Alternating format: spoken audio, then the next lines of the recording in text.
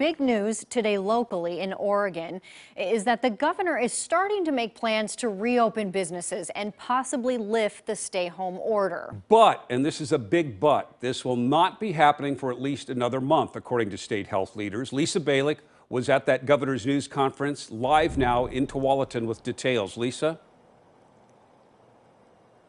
Well, the governor says she is not going to wait until there are no more COVID deaths to slowly reopen the economy here. But she says it will happen, but it will definitely not be business as usual.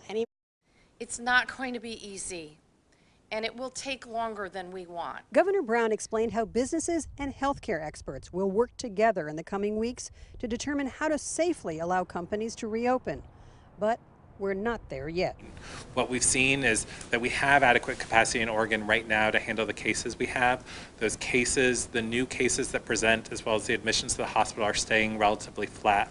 And our modeling predicts that if we continue the actions we have now, that will continue to be the case through mid-May. The governor also wants to see more testing, even of people without symptoms who could still have the virus.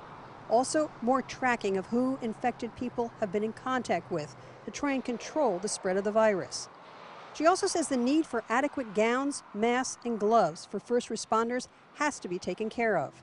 Even when businesses are allowed to gradually reopen, there will be new health and safety practices to protect workers and customers. We will take a look at specific sectors of the economy: restaurants and food service, retailers, childcare, and personal services like hair and nail salons.